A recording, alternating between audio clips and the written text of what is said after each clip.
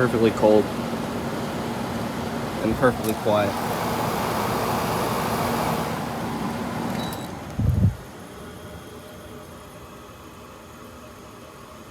It's the benefits to 22. This thing's from 2001, so electronic controls was pretty nice back then.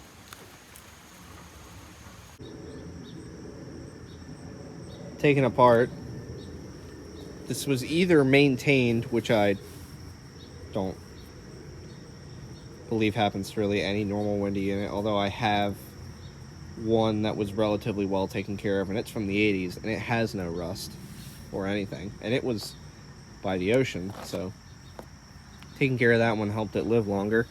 This one, like, it's not super dirty. It's a little bit rusty. That's the dirtiest spot I've been able to find.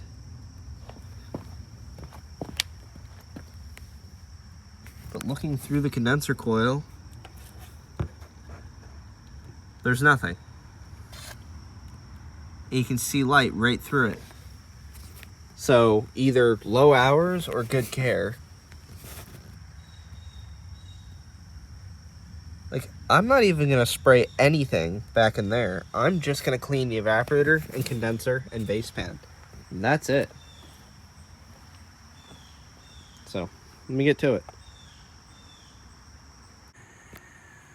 It's the next day, so it's had 24 hours to dry. Turns out the side curtains are replacements. That's a sticky backing. So somebody replaced those, which means I'm just going to do the same thing again. Because the frames are here. And this unit isn't even slightly yellowed. There's a little jumping spider. But it's not even slightly yellowed, whereas the 99 Kenmore mechanical version, 5000 BTU I have, is pretty yellowed. But let's see. I don't want him to get killed. Let me get him off a second.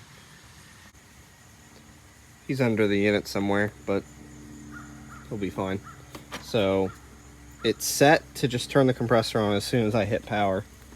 So I'm just gonna walk over here, find the power button, and see what happens.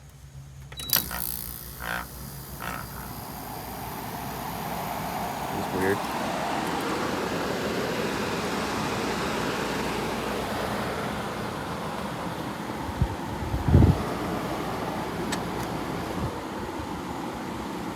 The outdoor fan's the louder part on most windy units usually. So if you can insulate between the inside and outside relatively well, you can cut out the noise of the compressor and the outdoor fan. Because you can hear.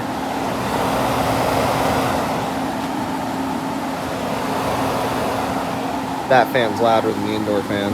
So we're gonna go to medium. It's already dropped 10 degrees from outdoor ambient temperature. And this unit has a triple row condenser and evaporator, so I don't know how it only manages a 9.8 EER having triple row coils, which I think is pretty neat. How much refrigerant does this thing use?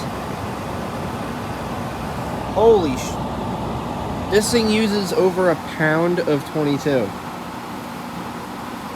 Some of my smallest units use half of that charge, more like 7 ounces. And this thing uses a pound and an ounce. It's probably because the coils are so large that, especially the condenser being so thick, you can't really see it from here, but from here to here, it's just condenser coil.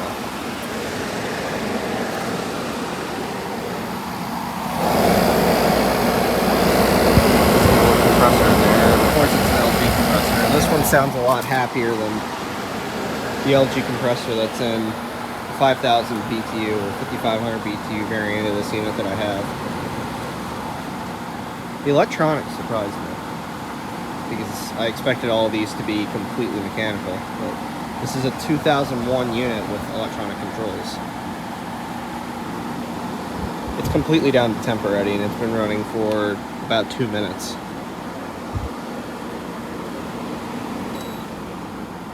The one touch button is auto fan. I don't know if I mentioned that yet, but I looked into it a little bit.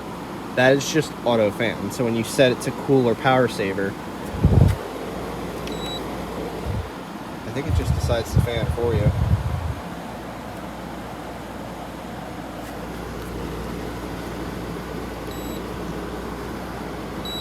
I mean, I thought it did. It's choosing low, but I don't know if I'm doing something wrong.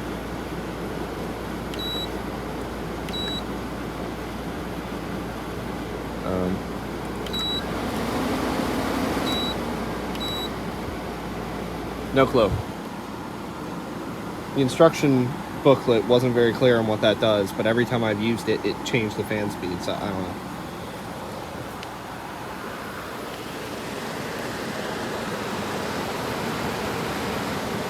Condenser coil is pretty screwed up, but that's usually how these things are. The condenser coils are so soft and malleable.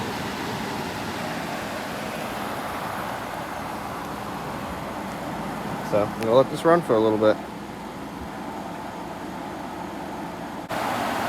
Walking up to it, you cannot tell the compressor is actually running.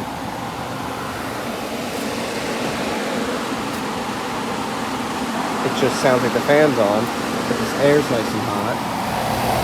And you can hear it when you get up close. So this must have very low hours. And it's frigid. In the low 40s.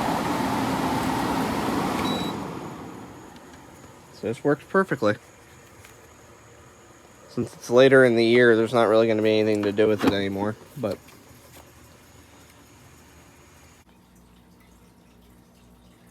took a little bit, but I got the whole coil straightened out, and it's never going to be perfect, but the coil is completely open, so it'll work a lot better.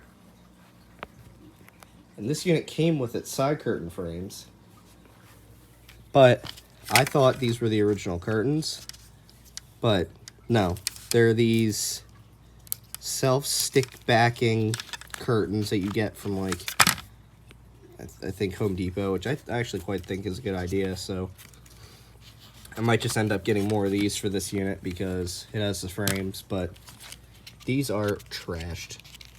Where's the rip that's in this one? There it is. And look, they just shred. So in the trash they go. I'm gonna get this one off. Oh look, I could just get rid of that. There's no point in even trying to fix these if I can just get new ones. Now these are stuck really good. Excuse me. These ones weren't, so I think I'm just going to take those off and put the frames back on it, and yeah, I'll have to get side curtains for this.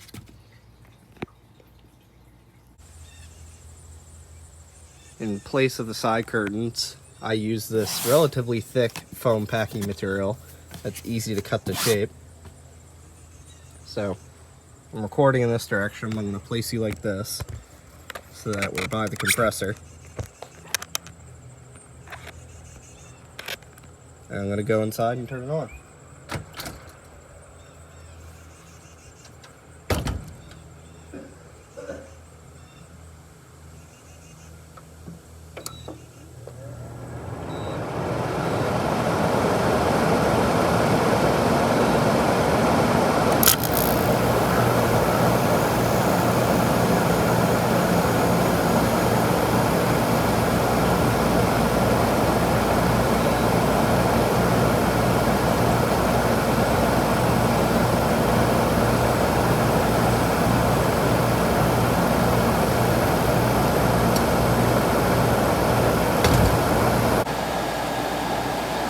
For some reason I had to set it to cool when I had it set to power saver and it wouldn't turn the compressor on, but now it's on. This compressor has had some violent startups, but after it starts it's just fine. There's a nice amount of air coming through that condenser coil. The only real thing about these is, yes, they have a drain hole, but it ain't at the back where it's supposed to be. It's right there. I just heard it speed its fan up because I had the one-touch setting selected. There's a hole right here, and it's going to drip right on the house and run down. And probably going to have to put a separate hole back here, but let me go inside.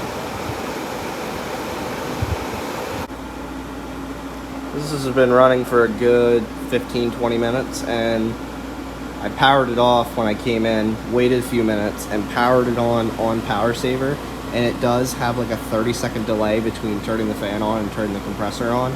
But if it's set to cool, when you hit power on, it just immediately turns the compressor on. So I'm not entirely sure why it does that, but it's not super hot outside. It's about 82 degrees, but it's blowing impressively cold. I have a thermometer. I'll go grab it.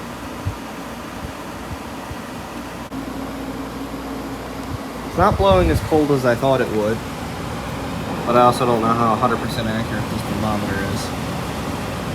I'm thinking this thermometer reads a little bit high, but yeah, it feels about 48, 50, which for the room temperature, which is about 70, that's 20-degree split, like it's supposed to be.